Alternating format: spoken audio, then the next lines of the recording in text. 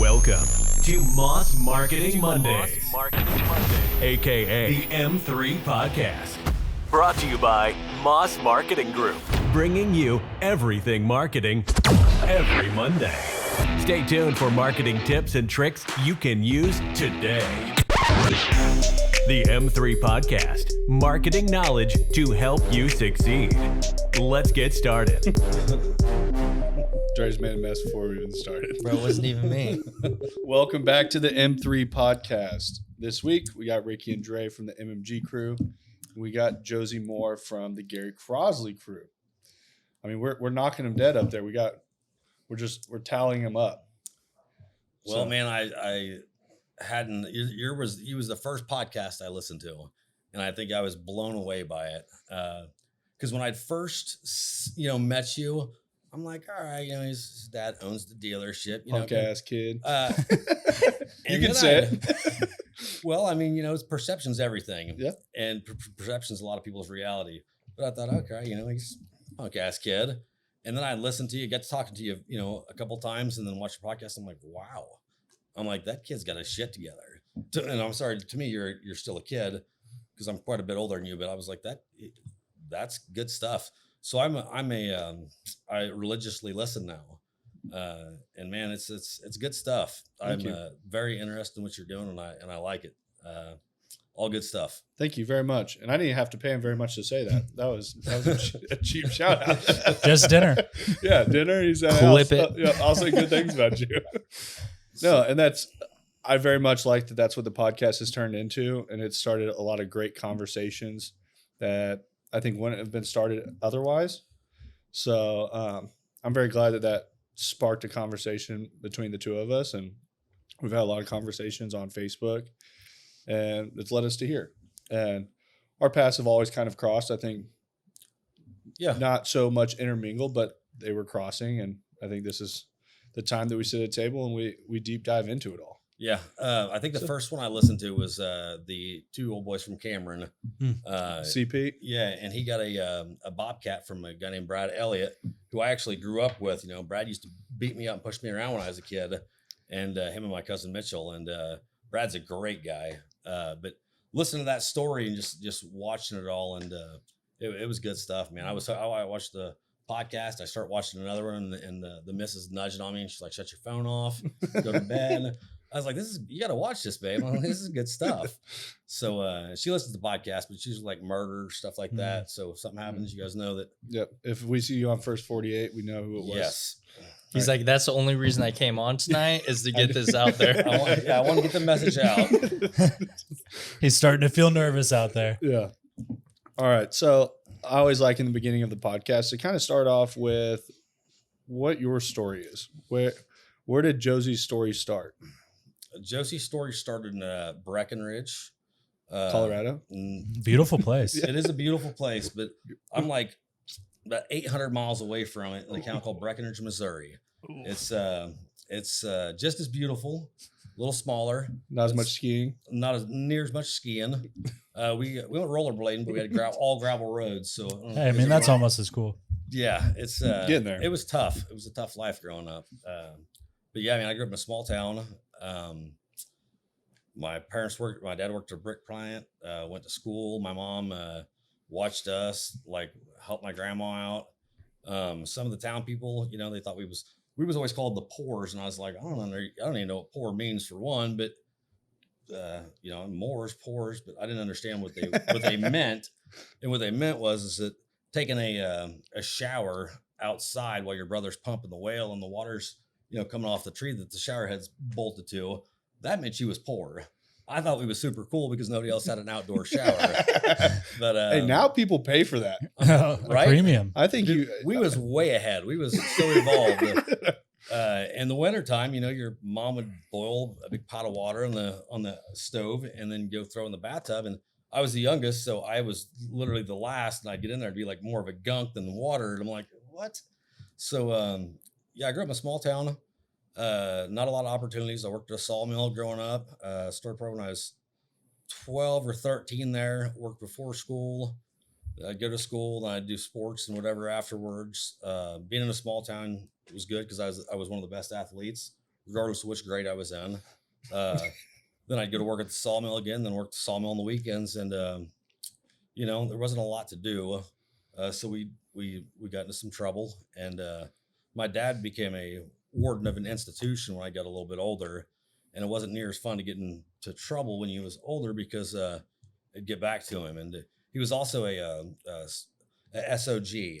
So he did the Special Operations Group, which is like there was 100 guys in the Special Operations Group about at any given time, regardless if it was, 40 years ago, 70 years ago to today. There's like 100 guys, and it's not like the Marine Corps, the Navy SEALs. It's like there's 100 of these special forces, and they take the guy, sorry, I done broke your stuff.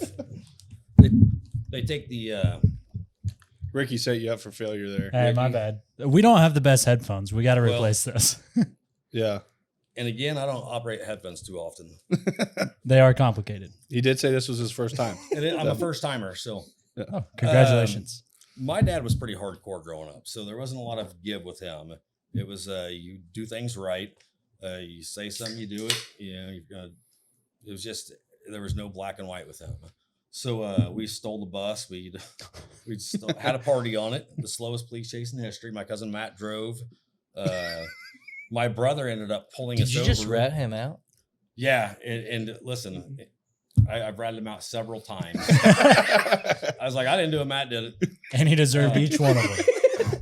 So my brother come up in the town police car because my mom would get the inmates on their work release and bring them to town and let them clean the town up or whatever. And then she'd drive back. So she used the town police car. Well, we had the keys to it.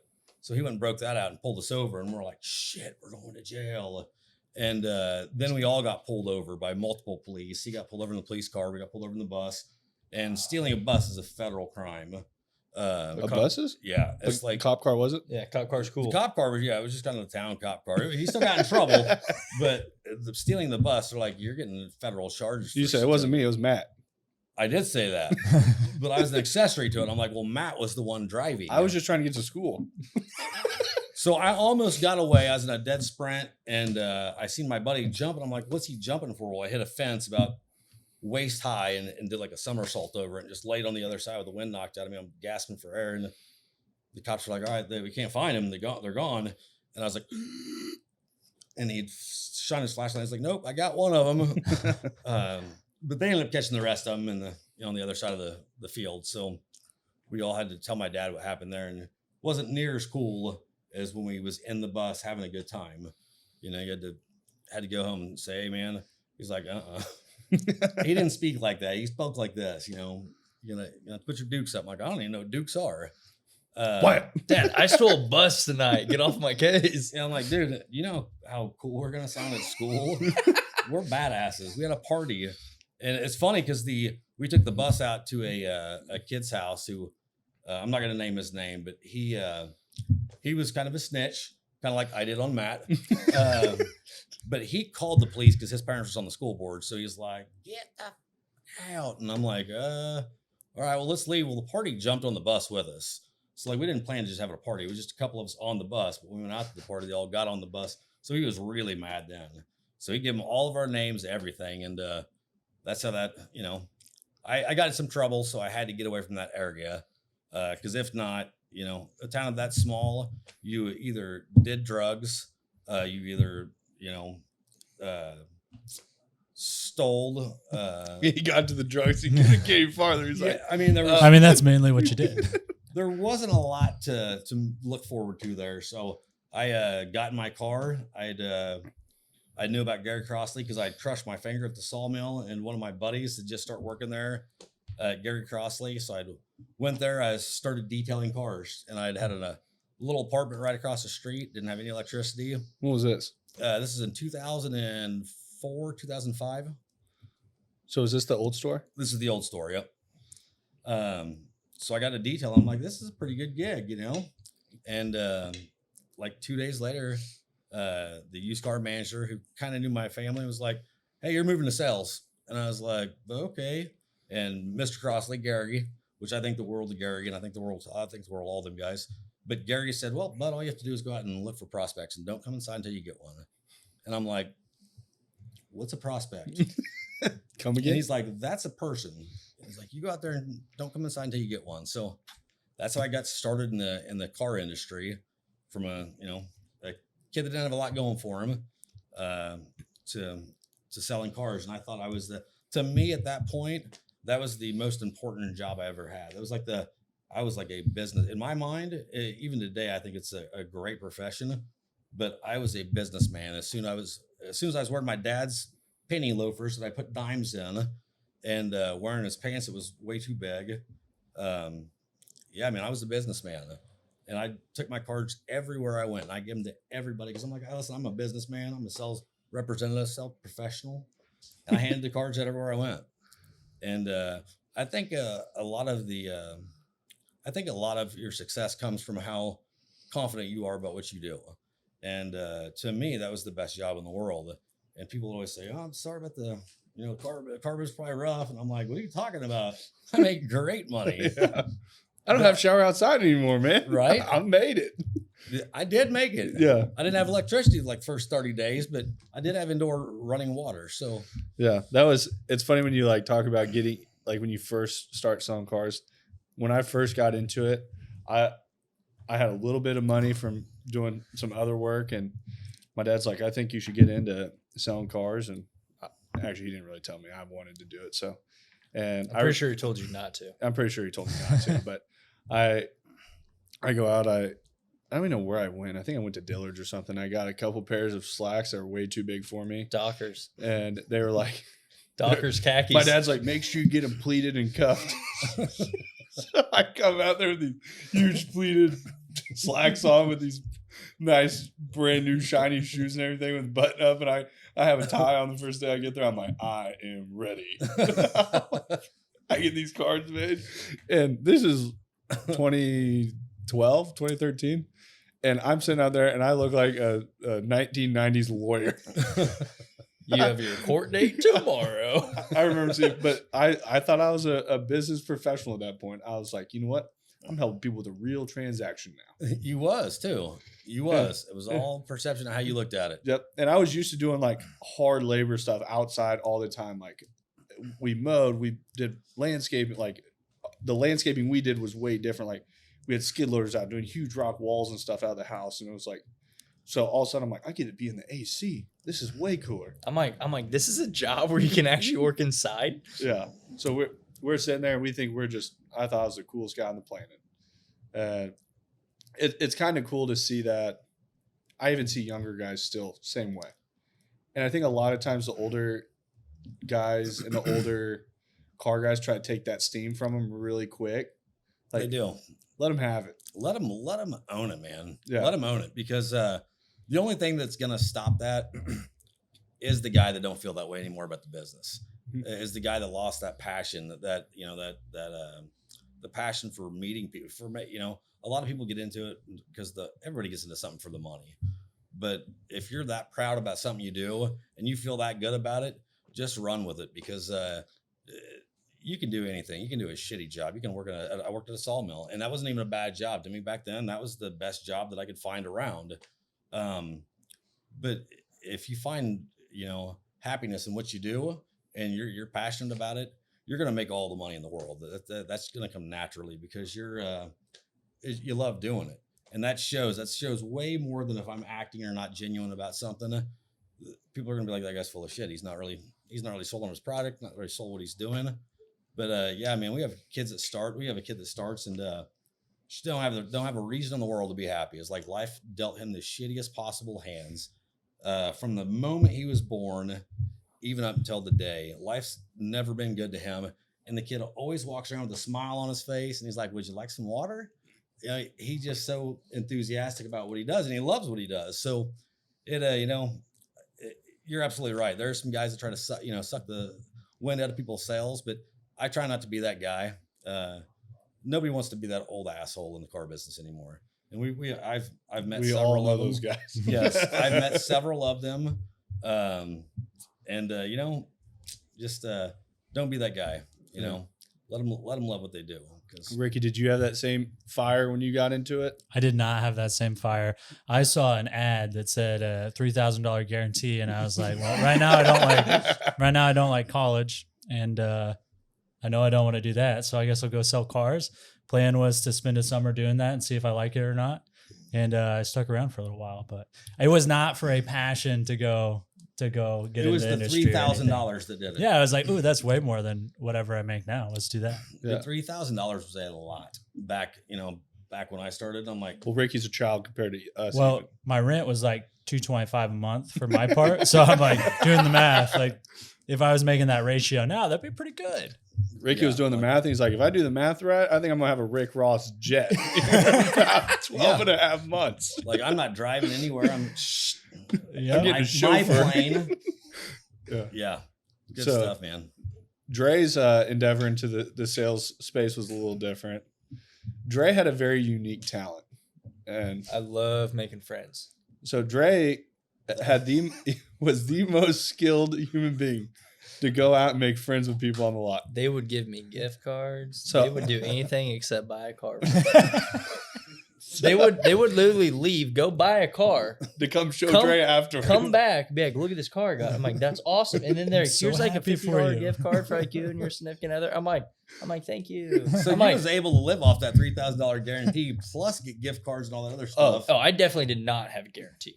It was like there was no guarantee. If you didn't sell for 2 guaranteed weeks, you had to live off those gift cards and stuff. Yeah. And at that point, I lived at home, so I was like, babe, I got dinner tonight. What'd you sell? No, I got a gift card. Let's go.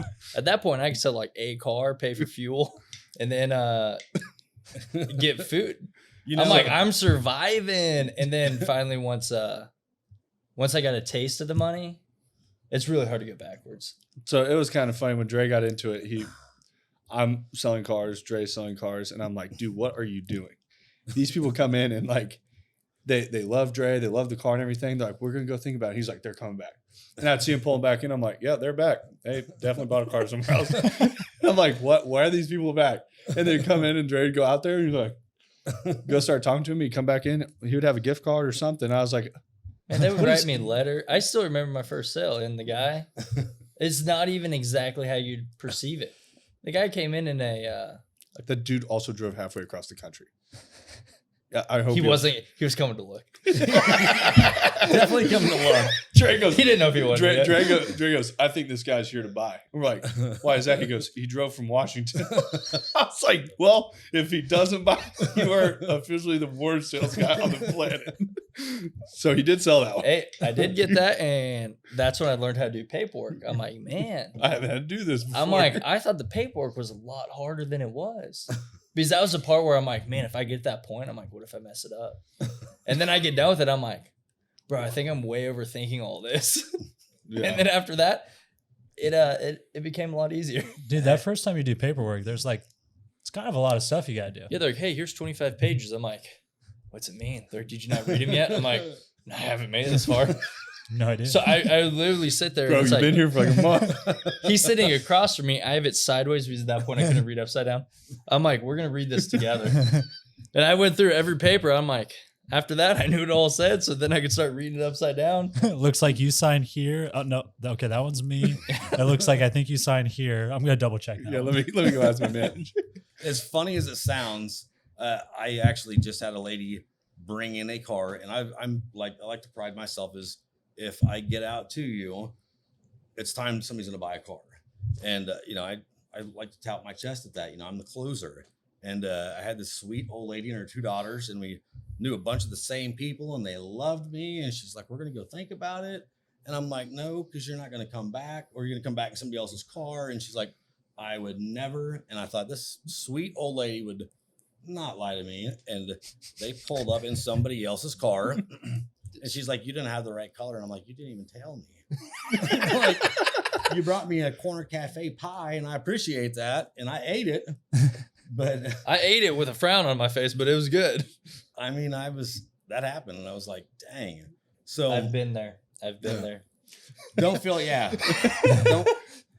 feel that. Dre would come in, and I remember I started kind of working on the management side, and Dre was selling cars, and he comes in, he goes, hey, these people are in another dealership's car out there. I go, we can take it back to them. I go, have they done paperwork on it? He's like, no, but they're like this. They don't own this car. They I go, were in perfect. the car coming through, like their test drive was driving through our lot. I'm like, whoa.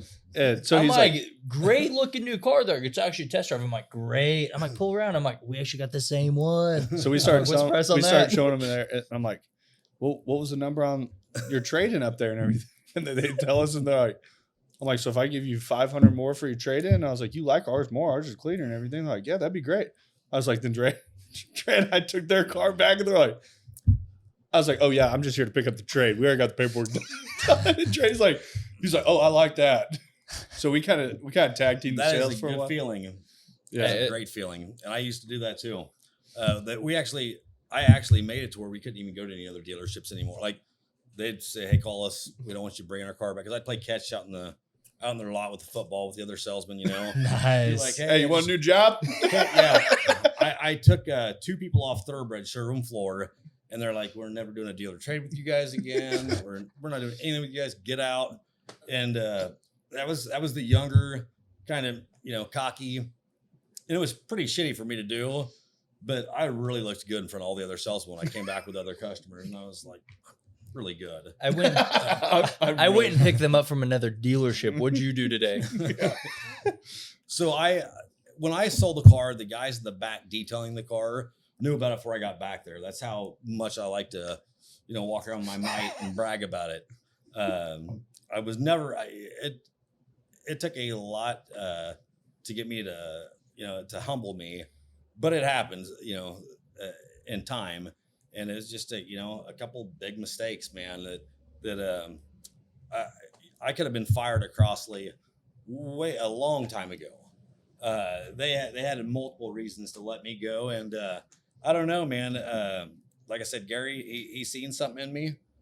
He came down one day when I knew for sure I was out of there. He said, you're fired. Joe said, no, I'm staying. Dude, I had all my shit packed up. I'm like, because I knew I was out, and he walks down, and I'm at the horseshoe at the front, you know, where I don't want any of my sales guys to be. And I'm like, I don't even work here anymore, so it doesn't matter because I'm about to get fired. And he came down and just like, hey, man, he's like, people make mistakes. And he's like, don't do it again. And I was like, are you shitting me right now? And I'm like, I must be really good. That it humbled me is really what it did. Because I was like, man, that's a good dude. And Todd could have done the same thing a few times. I used to be a little, you know, I just enjoyed my job, and I didn't know when to turn it off was at. Because I played hard, and I had like fun. And I had a lot of fun there. So, and I think that says a lot too of business owners, that I tell everyone it's a lack of execution to a lack of knowledge, and mistakes are going to be made. That's a guarantee. And there's a lot of great business owners out there that see value in people. They can make a mistake, and they're like, now sometimes mistakes can go so high that it can be something where you don't have a choice, but there's also times where it's like, don't let it happen again. And I was very much that way with like salespeople. I'm the same way within MMG. If somebody makes a mistake and it's something they don't know, I can't fault them for that. But after I educate someone on something and they make that mistake twice, that second conversation is never fun. very uncomfortable. But it's like they will know 100% they messed up, and they know that they messed up normally before they even made the mistake. So I think that says a lot about the business owner. That DK DE, which I love that that's your philosophy, because we use that on, in our training a lot. We'll show you how to do it. I'll go out and show the new guys what I want done. I'm not going to be that guy that's in the back saying, "Hey, go get them, guys." I want to be that guy that's in the front that shows them step by step of what to do. That way they know. I'm like, "Hey, man, I showed you. You got to retain it, and you got to execute. If you don't, then there's not a whole lot of conversation after that. It just comes down to they knew, they just didn't execute." Yeah, and you talk about as a leader, leading by example, showing them how to do it, which I think the car business is one of the worst out there. With managers are great at balking orders, and a lot of times the salespeople have never even seen them do what they're asking them to do. And I'll say Jamie and I focused a lot on it when we worked together, was leading by example of going out there Saturdays, showrooms completely full, go out, help out everyone on any point of a car deal.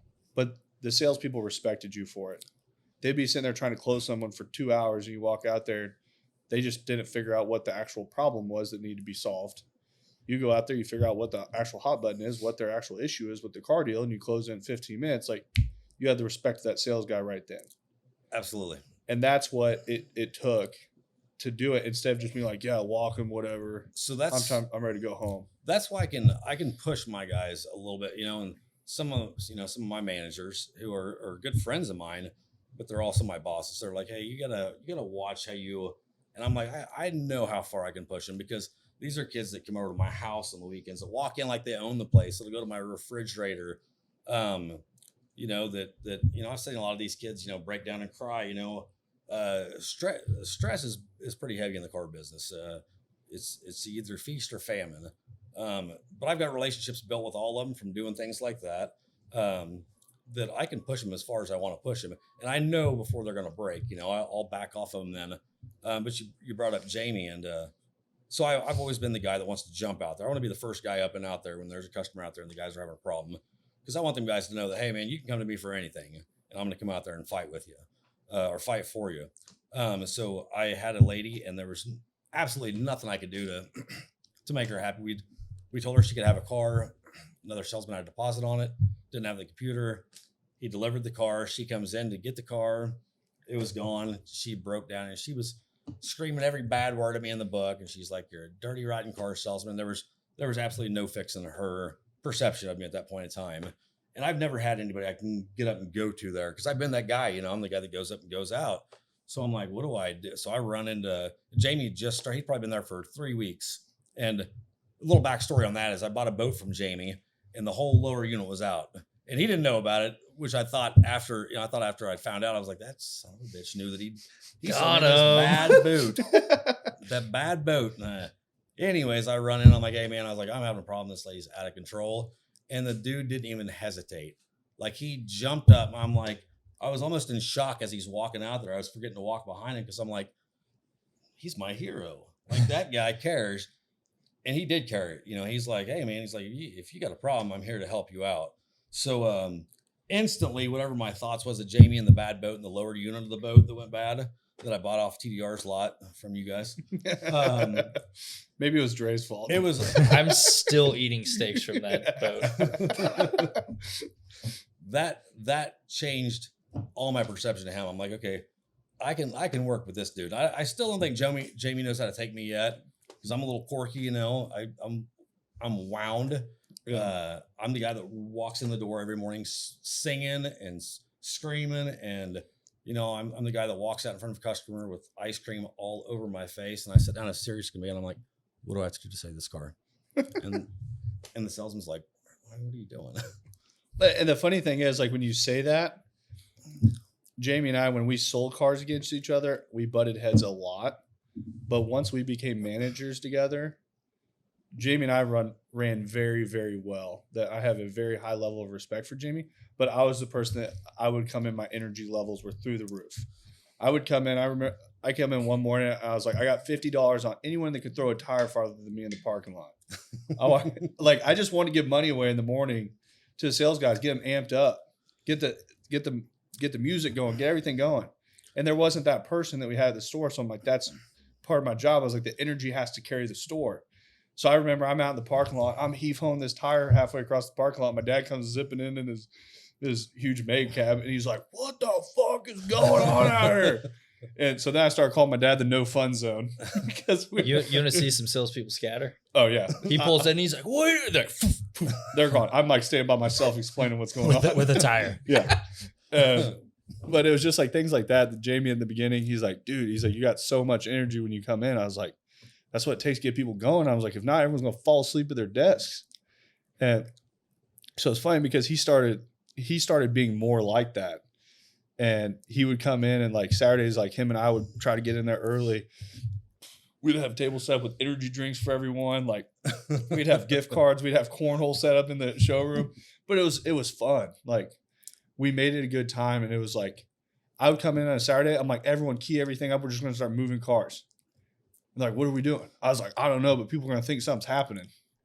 You just start moving cars. Yeah, people absolutely. start showing up. They're like, what's going on here? Like, something is going on. and Everyone wants to be a part of it. Yep. And it was funny. Just our philosophies were, I don't know if they worked or not, but in our heads, we thought we had to roll by the balls when we were doing it. You know, Todd and I did a lot walk the other day, and he's kind of, I'm kind of the wild, out of control, and he's kind of the more level headed. And there's another guy who works with us named Tony, and Tony sits right next to me, and he's helped me tone it down quite a bit. Like, Tony's probably been the best thing for me in the last few years in the car business, because I was either all for it, and if they did something wrong, I was just down their throats. And I'm like, seriously, how do you mess?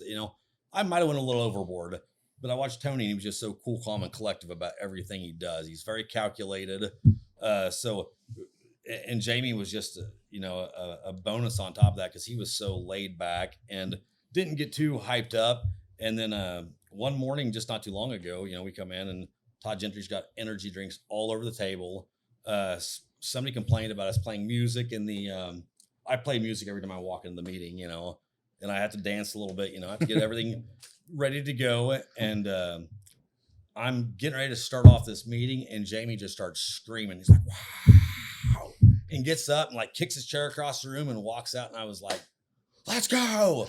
Jamie took my thunder. So yeah, he did. He stole it. And I was like, wow, to see that built up in him. I just never seen it before. But he'd seen the lot was dirty, and cars looked like shit out there. And this was just this week.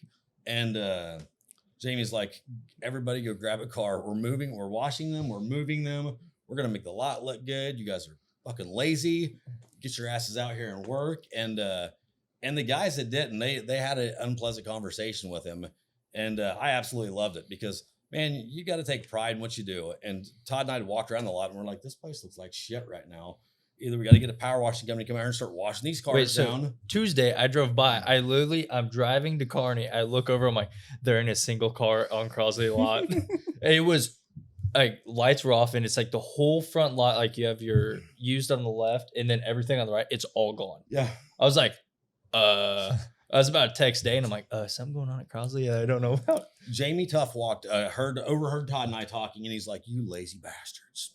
Get out there and start washing them. And even I went out and did a couple, because I didn't want to be the guy that didn't do them. Yeah. I don't want to get on his bad side. But yeah, man, he's a good dude. I've really come to enjoy his presence there. He brings a lot to the table. Very educated, knows the used car industry better than I'll ever. I've never prided myself on knowing the used car industry. It's complicated. It switches so often. Numbers fluctuate so fast. But he almost beat me in new cars last month. So Jamie and I had, actually, I think he might have he might have beat me on new cars last month. so it's funny, when Jamie and I were selling cars and stuff, it was like that competition that made both parties so much better all the time, that like every time I sold a car, when they went to finance, I took the car back. I power washed it. I wiped it down.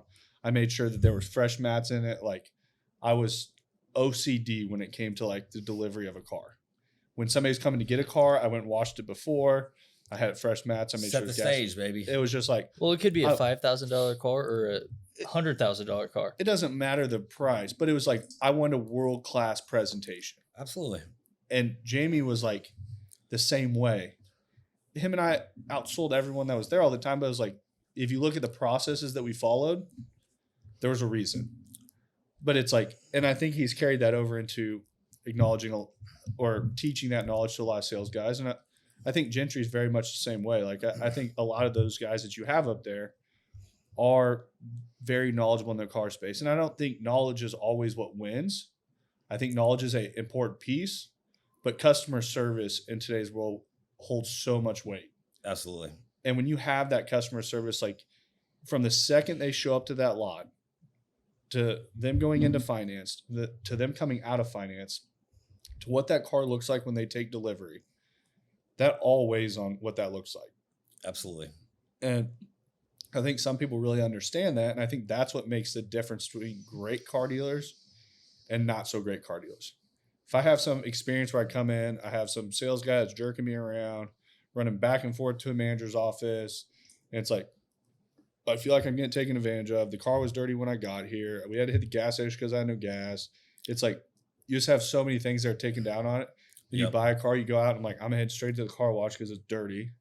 I just got a brand new car that I'm headed straight to the car wash because it's unclean. And then after you get gas. Yeah. That's what I would be like. If I had like $50, I'm like, just go put gas in it. So you're absolutely. So if you set the stage, that car is gassed up. If it's cleaned up, you know your stuff. You know everything about the vehicle, which Todd has always beat into the head. You better know what you're selling. When he was the used car manager, he would do packets on the customers who's traded it in, where they was from, what they did. Like, you knew the history of every car that he was going to sell. That was his department. He took a lot of pride in that, and he wanted to make sure everybody was educated on it. But the setting the stage, man, that takes all the downtime and all the things that aren't so good about a car deal. The things people don't like. That kind of takes all that out of it. So you have all the positives. They're all, luckily for me, I'm at a store with the people that's a whole lot smarter than I am. I was the valedictorian in my class, but I was in a class of one, and that's no kidding. So like, my education is not that great, but I'm with guys that are a lot smarter than me, and I get to watch what they do. I get to steal what they do and kind of add them to my own little bag of tricks. And we got Terry Miller of Galpin Ford, the largest Ford dealership in the United States of America. That's our general manager. That's one of our part ownership, and that guy can rattle off stuff for days, and I'm like, holy shit, it's a never-ending pit of information. I get overloaded when I get in a room with all them guys because I'm like, hold on, you had me at set the stage. We're way past that now, but that's a good thing because if you're not growing every day and trying to learn every day, you're going backwards, and it's not a good thing to go. It's not a good thing. You're green or growing or you're dying. Yep. And I want to keep growing and learning. So, and things change. One thing for certain is change. The car industry changes, and everything's going to change with it. Whether it's when I first got into car sales, there wasn't any internet. It wasn't the internet sales. People was driving to our little bitty dealership up on the hill, and they'd get out and they'd look at the car, or they'd pick up the phone and they'd call in and say, hey, what do you have? And you had to give them, if you was good on the phone, you could get them in without, giving them everything, but you had to, at least get them to want to come in. You had to give them just enough where they would come in. Did you guys have inventory sheets? We did. We had inventory sheets. Yes. So I had a sales manager, and this is 2012, that was still running like inventory sheets. I'm like, and we had Vin Solutions, we had Viato and everything. I'm like, why does this dude give me an inventory sheet? I'm like, and I was asking my dad, I was like, I mean, this sounds crazy, but I'm like, we have everything. I have it all on my phone. Like, what do I need to do with this sheet? It was like, oh, we had inventory sheets. Yeah. I think it's I do like physical, like paper copies of things. Like, I was weird. You're like very old school. I figured you would like the inventory sheets. So I wasn't like 100% against it. Inventory is a little different because prices change all the time, things like that. But like, I still like, when I was in the car business, I ran a yellow pad of paper that had every single customer that I talked to, and I still have them in my basement. I have every customer I talked to the years in the car business. When I talked to them, if they bought something, I have people that I just spoke to that they were talking about trading in the car, where they bought that car, how many kids they had. Like, I had profiles of every person, and they would call, and I'd like flip into I would just grab and I'd flip into it. I was like, yeah, it's like Rolodex. Well, it would just be these pads that were just covered, and I'd be like, oh, like, I know last time we were talking, your son was about to graduate high school. Like, everything go well? Did he get accepted into college? Where's he going? They're like, you remember that? Wow. Yeah. And it was like, that was the deal. Like, right there, I'm like, they'll buy every car from their hands drop. Yeah. That whatever wall they've got up, you just take it away because you remember that. It was important enough to you to remember. So we say basically the same thing when I got in the sales. We had this big green book, and it was like prospect log, and every one of us got one, and it was a big book, and I still have the book. I still have all my commission sheets. Probably 6 months ago, Todd and I, it was like 12:30 at night. and I look at my phone and I get a text from Gentry, and it's like commission sheet, and it's the customer that we'd both worked, and I was like, oh yeah, well, I went and got my stack out, and it's like an hour later, we're still sending pictures over to each other and be like, hey, remember this guy? But to this day, them same people come in and they don't ask for a salesman. They ask for myself, or they ask for Todd, or they ask for Jamie. That's the kind of relationships you want to build, because it just, they send everybody into you. That's like my base, my foundation of customers is still the same group of customers I sell to, that I've befriended over the years, that I built relationships with. If I need drywall, I know who to call. If I need plumbing, I know who to call. And it's just people that I've met over the years in car sales. So it's a lot, it might just sound like a job, but to me, it was a profession. I was a professional, and I met other professionals, and I just grew, and as they grew. So yeah, man, it was I could leave Gary Crossley Ford tomorrow and start on a whole new a career, but to what I've done from when I started to this day, man, I've loved every minute of it, because really the other option where I grew up at, there wasn't a lot of option. Go to prison with my buddies, because a couple of them went to prison, and I seen one of them on work release, and even rolled down the window in Excelsior Springs. I'm like, Drew, come on, let's go. And he's like, don't do that. You don't know me. So I could have went down that route, or I could have become a professional. And I mean, it's what I love to do. And I work with great guys. I work with guys that I worked with for years. That's another thing that it's different about our dealership. You walk in there and you see guys that you've seen there for years and years and years and years. It's not like who's all the new guys. There's some new guys, and there's always going to be the new guys. You're going to hire guys, and whoever's going to stay there is going to flush the other guys out. But I think our average sales guy is about 5 years, and I'm saying that's every sales guy we got combined and grouping them up. It's about a 5-year span for our sales guys, which is huge. Most dealerships is 1 to 2 years, and if you take our store entirely, I think it's like we have a 7 or 8 year average for an employee that works there, because we have guys in the shop that make my 18 or 19 years look like they've been there for 30 years. We have a lady upstairs, Deborah Pelton, who she rips my ass every time she sees me, and rightfully so. I'm not, Is you go up there super calm, right? I do with her absolutely, but I used to go up there like a badass, and she's put me in place a couple times, and I was like, all right, I can't win with her. So how long has she been there? She's been there for like 28 years. That's awesome. Yeah, her husband's been there for like 28 years. But she knows everything about the inside and out of that dealership, and she knows stuff about my personal life that I've never even told her. So I'm like, all right, she knows everything. The eye above. You thought you were connected. At the same time as she whips my ass daily, and sometimes I don't even deserve it, but I just sit and take it, because you know what, she has the right to do it to me. She also looks out for me, and I'm like, I'm gonna let her beat me up when she needs to, because at the same time, man, she calls me and says, hey, I need you to fix this, because I don't want it to get to this person. Or she also kind of helps me out at the same time. So I got the utmost respect for her, because she is part of the reason I've continued to grow and stay there. She's had my back a couple. I don't want to get into details, but she's helped me out a couple times when I needed it, and it could have just been a few words.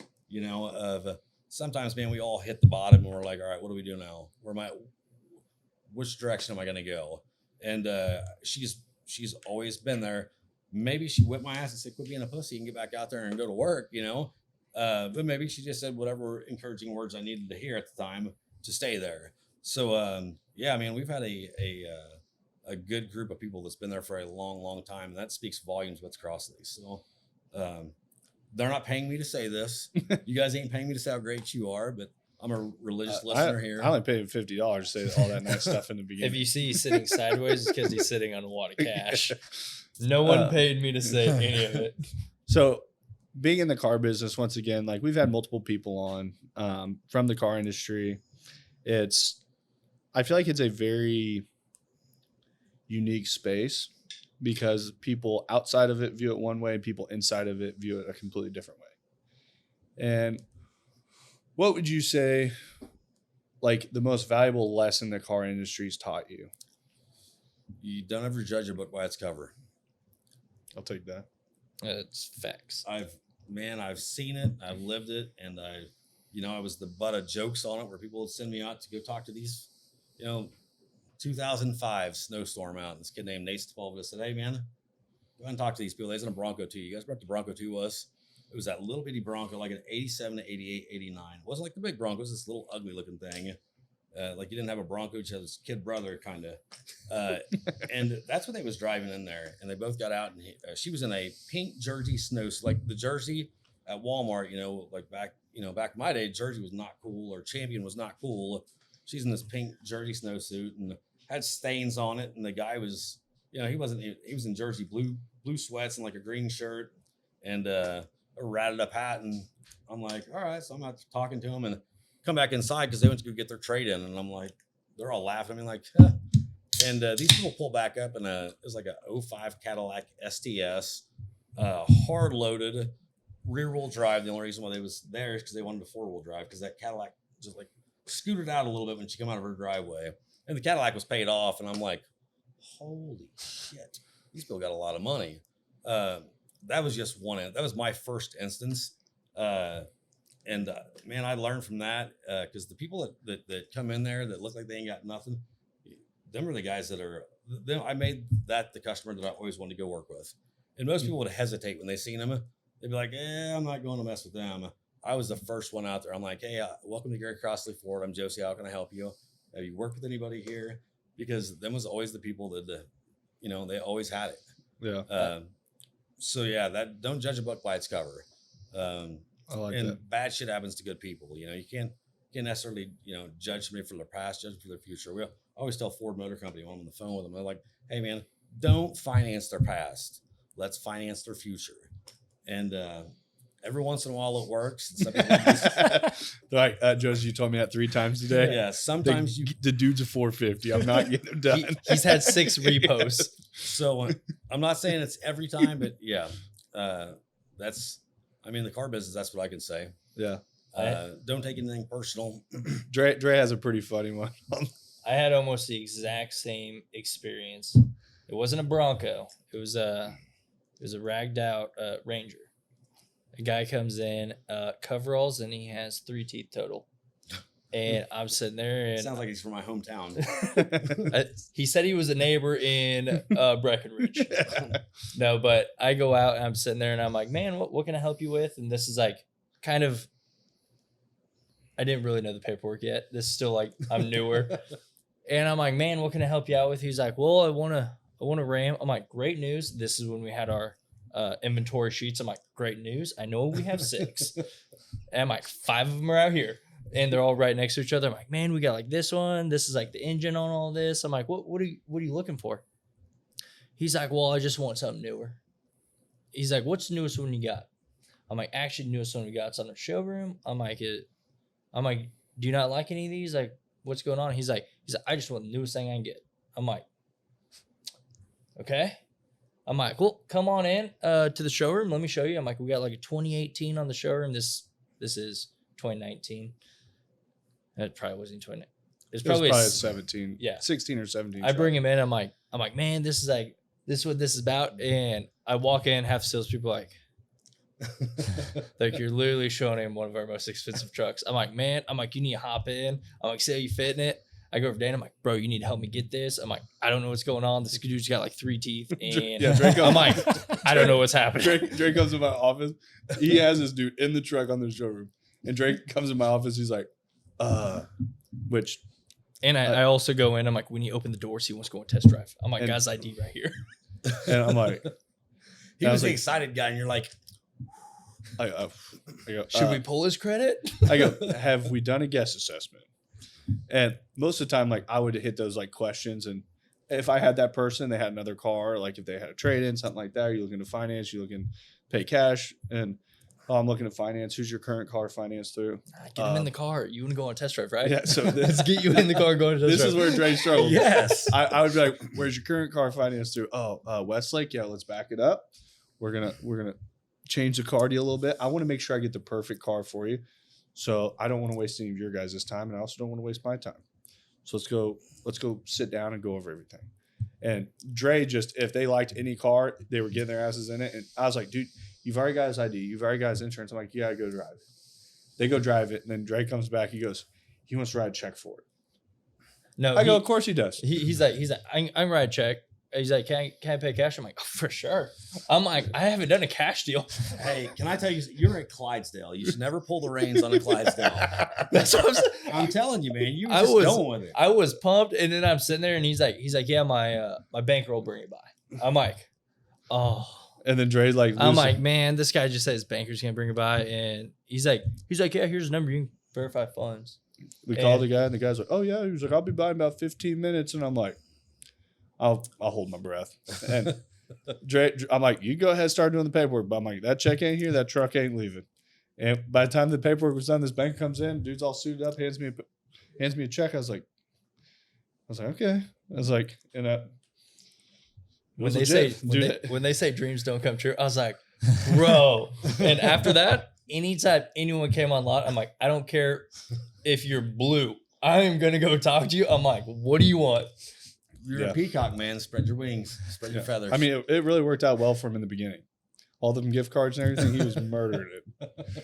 I didn't have to pay for food for almost 3 months. Yeah, I would tell him, I'm like, there's hey, not a price tag you can put on that. Hey, honestly, if I still had some of their numbers, because I kept everything in Vin Solutions. If I had their numbers and I could on Post-its or Post-its, I was a big Post-it guy. Hey, that's how I knew. Once one was done, I'd pull the Post-it down.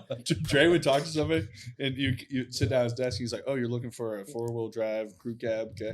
You put it on and post it. You stick it up on his wall, along with the other 400 of them. And then each morning you work your way from right to left. But go through it all. But he never worked them. I come over. I'm like, Dre, we have 3 trucks on the lot. Match it. Yeah, I'll call him. No, he would say, we have this on the lot. He was buying at this point. I'm like, bro, they literally got here 2 minutes ago. I haven't made it out yet. That never happened.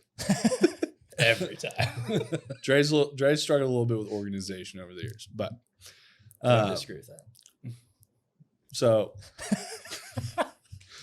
what got you from the sales side to the management side? I think we kind of skipped over that. Yeah.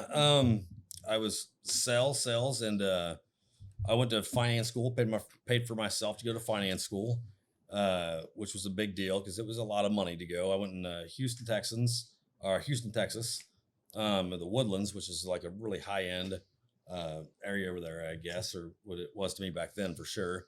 I paid like $5,000 to go to this finance school for 5 days, and my hotel was like $2,000, so it was like a big jump to get from, and I had no guarantee of making finance or sales manager.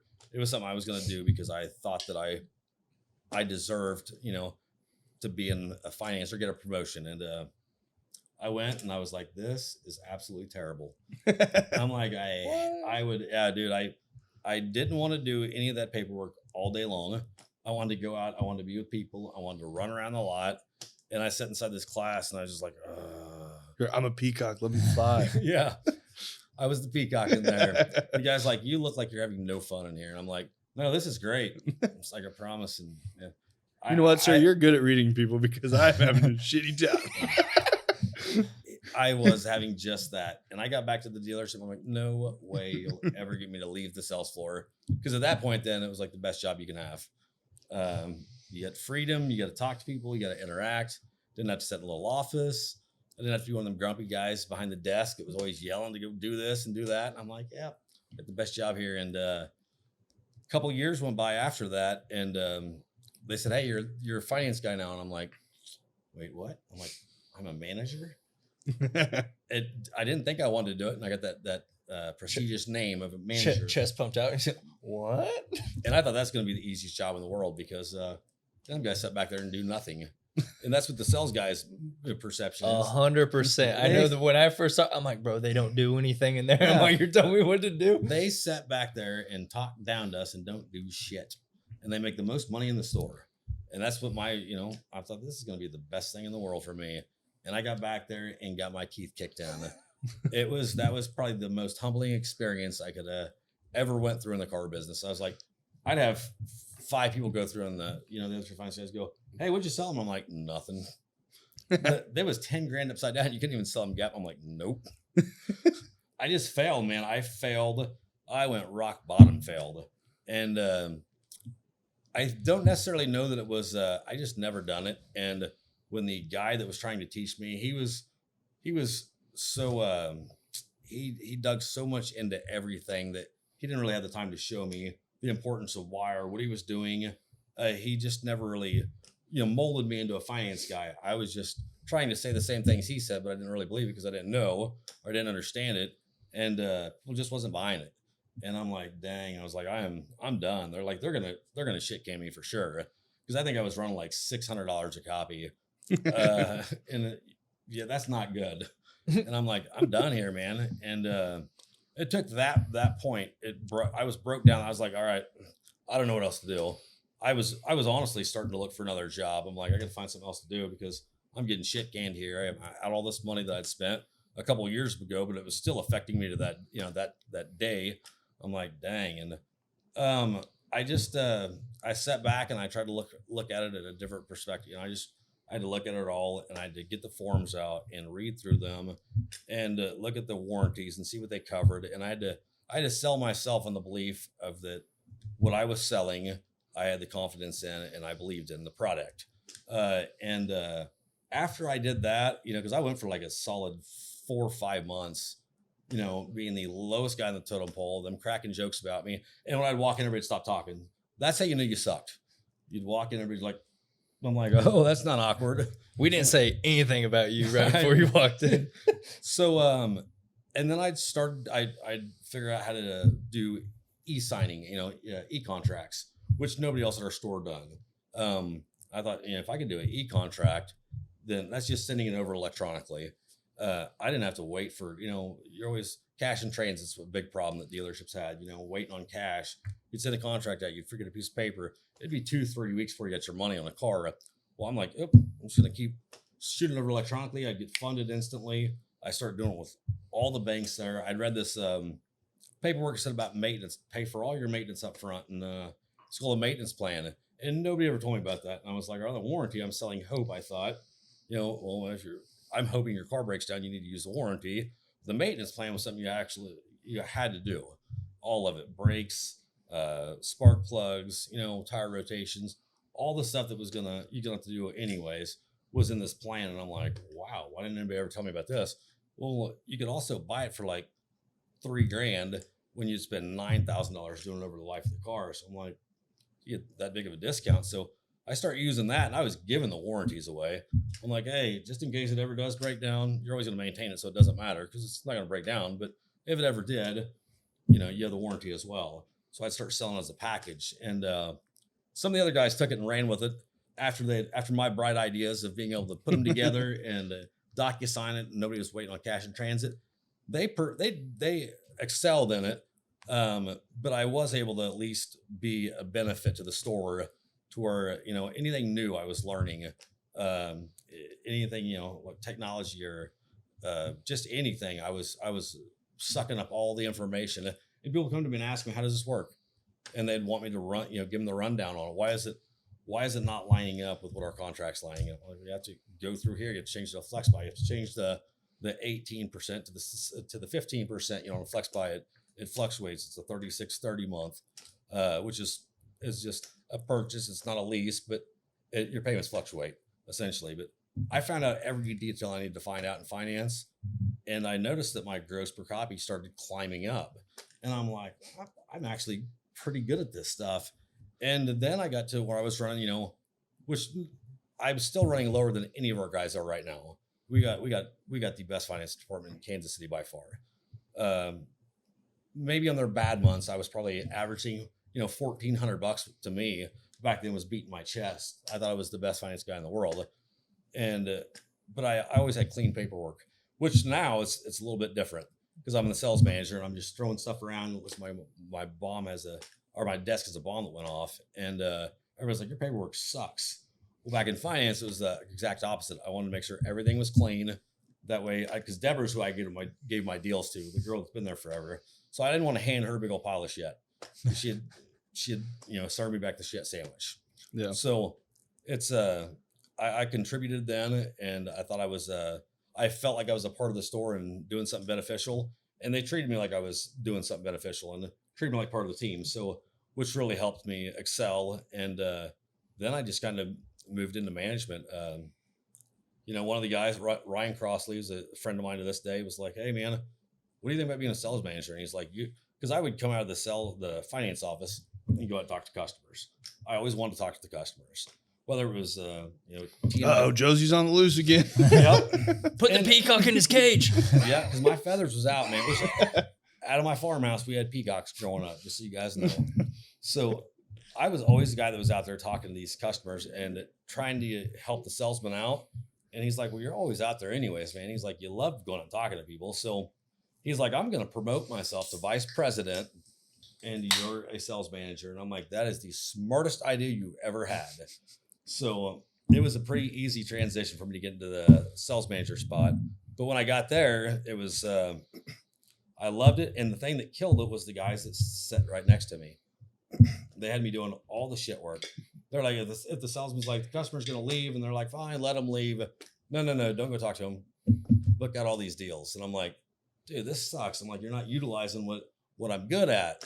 And it kind of put me into, I was kind of getting depressed just sitting over there doing all the paperwork. And honestly, I was in that spot again where I was like, I want to find something else to do because I'm just sitting over here being the paper bitch.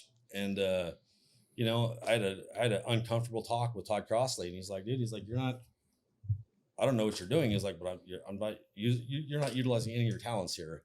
He's like, you're gonna have to do something big or I'm gonna have to let you go.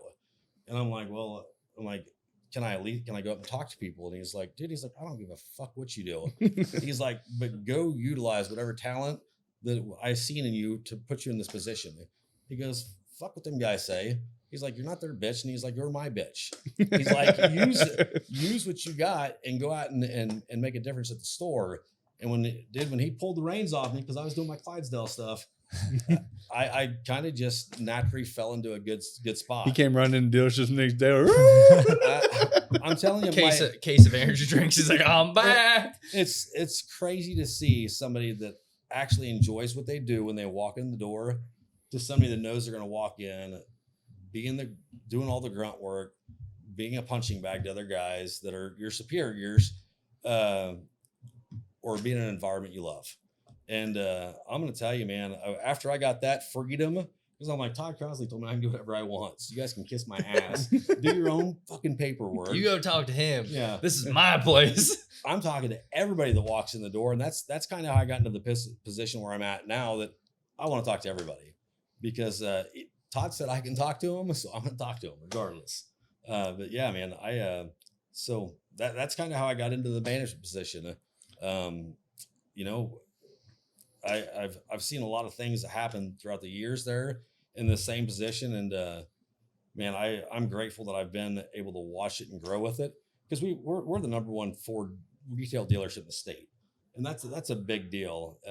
I was part of the Triple Crown Award, which is like the Lombardi Trophy, but we wasn't the number one dealership in the state back then. We was this in 2022, and we're actually in pace to do it again in 23. And, when I started working at the dealership in sales, I used to run up down the hallway and be like, number one Ford dealership in the state. And all the guys, all the older guys, because I was a young 22, 23-year-old kid, they're like, shut the fuck up. And I'm like, whoo. Well, hey, thanks for the fuel, pal. That's what I need. The last 5 years, I would say it. And I'd have 4 or 5 other guys go, woo, with me. And it kind of became it was in sight. It was a reality. It was a possibility of being a reality. And dude, they made all the right calls, put all the right people in play. And I can say that I'm a part of a team that is the number one Ford dealership in the state of Missouri, which I'm no Rain Man, but I said 19 years ago this shit was going to happen. So they got to give me that credit. It's been a great ride. So that's why I said I can come in tomorrow and I feel like I've accomplished what I wanted to accomplish there. And I'll continue the ride as long as it lasts. And if it ends, man, I'll find something else to be great at, because you always got to bet on yourself. Yeah. And that's, I think one of the big things you talk about, like going from sales to management, I think where a lot of that shifts, and I've seen it across a lot of industries, I think it goes to the education level, on not your education level, but management. You become a teacher. That was something I struggled with when I got into management. I thought when I got that manager title, that meant I got to balk orders all day. I was like, oh, bet. I was like, oh yeah. And I was like, after the first couple of months, I'm like, wow, I really suck at this. I am not very good at this. And it was like, but after I started learning that I was supposed to be the teacher that led these people to where they were supposed to go, that's when I started falling into the rhythm of what management truly was. And I think there's a lot of people that I see, people that are 20 years older than me, 30 years older than me, that are out there just balking orders and they still haven't figured it out. And they don't know how to navigate people. They don't know how to get the most of the people that they work with. And that's where I see a lot of great managers learn that. And they say, okay, if you're managing 20 people, you can only do so much as one person, but you figure out how to optimize those 20 people. You can get a lot more done with 21 people than you can you trying to bust your nuts to do it. Absolutely. And that was where I saw like the biggest change. And I think you have realized that. And I mean, it shows in what you guys have done, that you can't do it by yourself. It takes a team to do it. And I think that learning piece is very crucial to figure out that at some point. Well, it goes right back into the growing. Like you said, you were talking about how if you're not growing, you're dying. And we've been into multiple dealerships where you go in and you talk to some of the managers and it's like, I'm like, bro, we literally look at each other and we're like, we don't even want to work with these people. I'm like, I know more about your systems than you do. And I'm like, and this is when we had a whole different division of our company. And I'm like, I'm helping you out with your inventory. And I'm like, bro, you don't even know how to use your DMS. I'm like, what's your issue? Who do they know that got them that job? Because you see a lot of that in the car industry. 100%. And hey, if they got to that position, they know how to sell. They sold themselves into that position, which I'm like, good for you. But I'm like, now you need to start learning on how to do the position. Just a great sales guy doesn't always equal a great manager. And that's something that I think a lot of dealerships think, that just a great sales guy is going to equal a great manager. I mean, we've talked with some of the big, well-known names in Kansas City we've worked with. And we used to do individual, like, dealership inventory management side. And we would photo all their cars. We ran all their merchandising. We do all that for them. We ran it on a per car marketing. And we had dealerships we had a dealership call, and guy hits me up at 8 o'clock at night. Why do I have 95 cars that aren't photoed? He's pissed. All right, let's jump on a call right now. He goes, we're getting on a call at 9 a.m. in the morning with all my managers of both my stores. I go, great, I'm looking forward to it. I get on there, and we ran our own spreadsheets for every single dealership, and Dre had to make sure he knew where every single car was. And I go, are you guys ready? Do you have a pen and paper? This would take an hour and a half, 2 hours. Every night I would sit there and go through their entire inventory, like front, back. If it just came in off the truck, I went through everything. And they ran Rapid Recon? So regardless of like the systems. They ran a system. So I'm like, I can track everything just as well as you can track. So we get on a call, and there's a lot of days where Dre's like, do I really need to do all this? I'm like, 100%. I go, there will be a day that this pays off.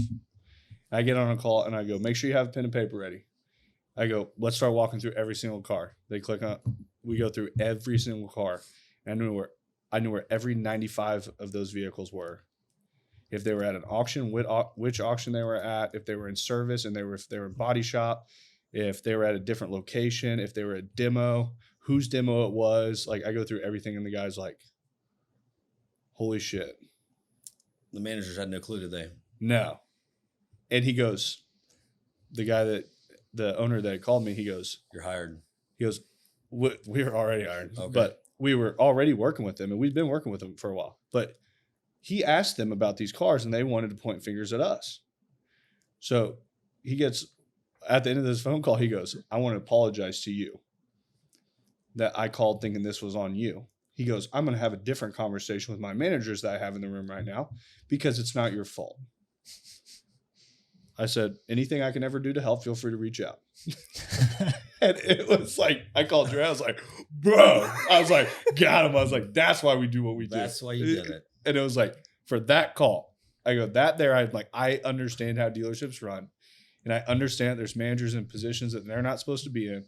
And they're the first ones to point fingers at everyone else. See, I had no clue you guys was in that in depth in what you do. Like I watched what you do, and I'm like, wow, that's a lot. Like it's a lot.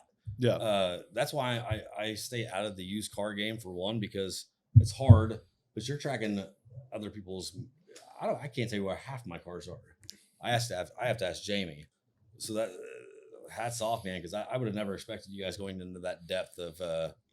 We would, right when we went in, we had a system in place where we go and work. We need access to this system, this system, this system. If you have this system, we also need access to it. And it's like, they're like, why do you guys need that? I'm like, so we're able to track your inventory just like you guys are. So it's not up to if a vehicle isn't getting done. It's not on us. It's not on us, but the thing is, we know where it's at in the process for us to get it done. So it makes it so when that comes available, you guys aren't losing out day because it's all about turn time. I'm like, we need to make sure your turn time's as fast as possible, and us getting everything uploaded needs to be uploaded by midnight tonight, so it's on your website by tomorrow, correct? So we're like, it needs to be done as fast as possible. And like, we get that. We were in the same scenario. We were on a floor where we had a fast turn time. We knew exactly what our age on the lot was and how fast we had to turn it. So we had everything down to a number. And I'm like, you go in dealership. I'm like, how long has that car been? They're like, I don't know. I'm like, wait, me, you don't know. I'm like, has it had a birthday? I'm like, how long has it been there? I'm like, because I'm like, every day that sits on lot, it costs you money. Absolutely. So we got that down, and we go into these stores, and like, when you start talking about it like that, they're like, do you guys really do all that? We're like, yeah. And we're like, we make money by you guys selling cars. If you guys aren't selling cars, you're not going to work with us, correct? Well, yeah. Oh, all right, so let's make you money. Let's get that stuff posted. Let's get it running. Let's make it look the best as possible. And then once it started going, they're like, okay, this actually works. You know who liked working with us the most? The owners. Because if you go somewhere and somebody has $10 million worth of vehicles sitting out there, the managers don't look at it like it's their money. They throw it around very carelessly. And when we worked at TDR, if my dad came in my office, I didn't know where a vehicle was at any given time. I knew where every single car that TDR owned was 100% of the time. If you ask me about a vehicle, my dad, I'd tell him, yeah, it's in service. Where's this vehicle? I go, it's sitting at KCI. It's running through the auction on Thursday. Where's this vehicle? It's out on demo. It's BCA'd out to this person. And Jamie was the same way. Oh, absolutely. Dude, that's my go-to. But we got a problem with Jamie. But it's like we had that because the way that my dad was, and he would come in and it would be like, he would come in and he would just alpha whim, be looking for one car, just the most random shit. But it's like, we knew what cars were on the front line. I knew what book I could look at a vehicle. And I could tell you almost down to $1 what clean trade was on every vehicle on our lot. After I looked at those vehicles once, I could remember what clean trade was just because it's something we used to finance. And I knew what I owned the cars at. When I checked vAuto every single morning of every bit of inventory that was merchandised correctly before everyone even got to the store. And when I went through that and I knew what clean trade was, I knew when I was working deals and I was talking to people, I became more powerful selling because if I figured out if they had equity, if they had negative equity, I knew which vehicles I could take them to. And that's how we sold as many cars as we did. I've been to dealership X, Y, and Z, and they couldn't get me done because I had too much negative equity on my car. I already know which vehicles you're going to. Fine-tuned machine, man. But that was everything I've ever done. Like, I'm never out to take second. I want to be the best at every single thing I do. And I think that holds a lot of weight in every industry. And I think the car business is so wide open to take the space because so many people out there half-ass it so much. You're right, man. You know, we have 3 teams at our store, and it's you know, I post pictures sometimes, or Gentry post pictures sometimes, and you see us in there with a smile on our face or doing something silly. But I'm going to tell you, man, that winning, it takes blood, sweat, and tears, and that's no lie. It's you're in a dogfight with not another dealership, within your organization, with the guys you work with daily. You're battling them, and sometimes it's not as friendly as what you might think it is. It's you know, we have guys that still want to fist fight in the showroom floor, and we've had guys we had to get in between. We've had guys, and I'm not gonna snitch on them like I did when I was a kid. You're learning. The snitch. Wisdom. He goes, in an hour and a half, I've learned not to snitch. He goes, I've came a long ways in this podcast. I have. I needed this. We've had guys just recently, you know, throw punches at each other. I'm like, hey, you can't do that. Inside the building. Yeah. Take it outside. Take it by the Sears or the JC Penney's, I guess. Yeah. And you know, if you're gonna do it, Yeah, just do it at JCPenney's. it's nobody wants to be number 2, and it's like the guys are like, well, it doesn't really matter, dude. We only lost by a car, and I'm like, dude, it matters to me. So, like, if we lost by a car, I'm even more mad because I'm like, one of you guys let somebody walk out this month that I didn't get to talk to. I'm like, you're all to blame. So You. We're talking just pick one guy. at the same time, I went into work every day knowing that whatever I did affected all these guys making a paycheck. It came down to me going out and making sure that every opportunity I had to go out and talk to, that I had to bring my A game, a good positive mental attitude, because if I didn't, this guy might not be able to pay his bills. And that's how I look at it. And you don't want to be that guy And it's going to happen. You're not going to get every one of them, but you still want to have a good positive mental attitude and bring it all to the table every day. And if it's come down to by a car of winning, I'll take the car and win. No. Definitely when I like everything that we've hit on, and I feel like we could sit here and talk for hours, no questions asked. I tend to have that problem with the car guys that come on. I'm saying we should write books about the car business. I don't think most people understand it. I don't think most people believe it. That too, and I don't think customers realize how crazy some of the shit is that they say sometimes. And you're absolutely right on all that. I mean, they're good. My first, few months I could have wrote a book, but this time I'm like, dude, I say stuff sometimes people are like, no way, dude, no way. And I'm like, yeah, that's not true. No one would do that. I'm like, oh, yeah, they will. But they have. Yeah. So towards the end of the podcast, every time I always ask, if you could go back to your 20-year-old self and give yourself one word of advice, what would it be? Believe in yourself. Just believe in yourself, but bet on yourself 10 times out of 10. I had a big problem with doing that.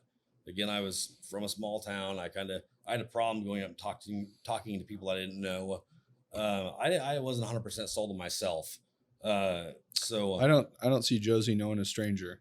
It's funny you say that, but I knew everybody in our whole town.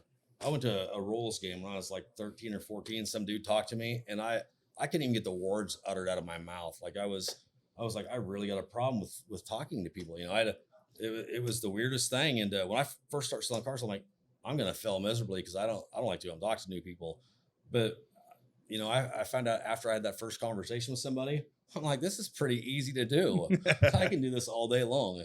So yeah, man, I didn't believe in myself. I didn't have the confidence to go and be able to do it. And 19 years later, I mean, like from the town I grew up in, I'm the president there, man. I'm the president, the king. I get everybody in that town drives a Gary Crossley Ford car. And I don't care if it's a 2005 Ford 500 or a 2024 F350. every car that's in that town is done by me and a kid that works for me there from that same town. So, or the kid that lives across the highway from Raymer. But, We don't talk about him. yeah, he's all right. But yeah, we just don't talk about him. But yeah, man, it's believe in yourself. Believe in bet on yourself 10 times out of 10. I think that's a great word of advice for really anyone out there. And it took me a long time to believe in myself. And I think there's some people find it in life, and I feel like some people never find it. And it's pretty powerful when you get to a point that I don't believe I can fail at something. There's an opportunity to learn, and there's success. That's the only two paths that there are. When you start seeing those, it's. I'm going to tell you, man, another thing is your first podcast I listened to, everybody goes through rough times or times of they just don't know. They don't know what the next. We had Jamie and all the TDR guys coming across, and you're thinking back, all right, what's really going on here? You're confident, but you're like, okay, but what's really going on here? Todd Gender's like, hey, dude, don't worry. He's like, these guys are coming here. He's going to be a manager, and he's like, you got nothing to worry about. And I'm like, all right, shit, what's going on? But you trying to get rid of my job, bro, or what? I watched your podcast, and you said believe in you said bet on yourself or something, whatever it was, and I thought, man, this kid. I mean, you took a step of faith. You took a leap of faith into doing what you do, and obviously, you're doing great at it. Like the podcasts, I watch them because I enjoy them. It's not just about whatever you're talking about the Reno sports. It wasn't about the side by sides. It was just about the conversation, about getting to know you guys a little bit more. And I think that we all help each other out. Grow as we never stop growing until we die. But it kind of helped me get out of that. You know what, man? I don't care what's going on around me because I can't control it. What I can control is what I do every day.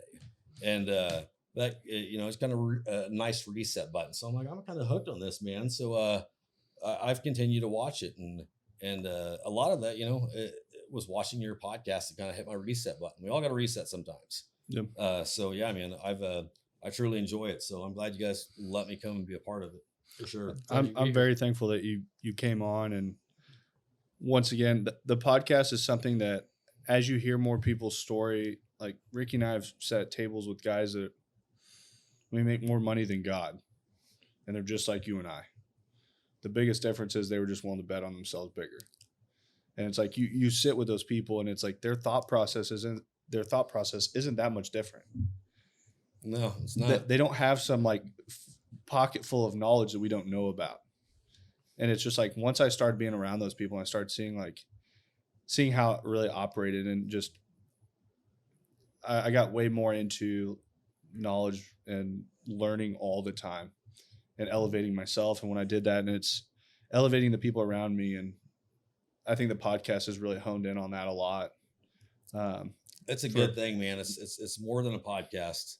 I think it's growing bigger and bigger, and I think that you guys have no clue some of the differences you made. People, I'm not, I wasn't at the bottom of my depths, but I think you're helping a lot more people than you truly realize, and it's just going to come full swing, and you guys are going to explode. And I know you're pretty big right now, but I think that this is just a small portion of where you're going to be at. Thank you. I appreciate that, and I really hope it keeps getting more traction. It gets in front of people that can find a positive in it that help. My cousin does. He's a logger still, and he's hardcore. That's the guy you need a podcast. He's way more hardcore, way more interesting than I am. But I said, hey man, you got to watch these guys, because he just goes on Facebook and does his weekly shows or whatever. And he's got like 60,000 followers on there, and they're always commenting stuff. And he's like, I'm just some, I said, you got to talk to these guys. I said, get on there and comment. I think I've tagged him a couple times. But dude, like, I think you've changed his way of thinking of how he's just thinking more outside of the box now. And he's like, and I really enjoy watching these guys. And he's like, you got to get me to talk to them. You got to set me up with them. I'm like, dude, I was like, they're regular guys. I'm like, the thing is that, it's cool. They're regular guys. Like, they're good dudes, and you can just hit them up, man. They drink Busch Light just like you. Let's go. He absolutely does. We've had to change that up, pal. You can still drink it, but Hey, I don't care what anyone says. Busch Light will always be a little part of me. Dude, when you get locked in a gun safe inside of Orsolan's, you can do whatever. Was it Orsolan's or Sutherland's? It was Orsolan's. You're going to bring this up we talked about that in confidence. the garage was open actually. So anyone walking around. This was a safe place. Not like the safe I was in. Dude, I was balling. Hearing that story. Yeah. So anyone that doesn't know, I locked Dre in a gun safe at one point in his life, so he's still trying to recover from it. I don't know how many years ago that was. It was last year. Yeah. That's a great story. But once again, thank you for being on the podcast. Greatly appreciate it. We'll work on getting your cousin on too. Yeah, dude. And for sure. Thank you guys. I truly appreciate it. Thanks for being here. That is it. Great. The M3 podcast. Peace. Thanks for listening to the M3 Podcast. Be sure to subscribe so you don't miss the next episode. Want to learn more? Check us out on Instagram at Moss Marketing Group, on Facebook at Moss Marketing 58, or on our website at mossmarketinggroup.com.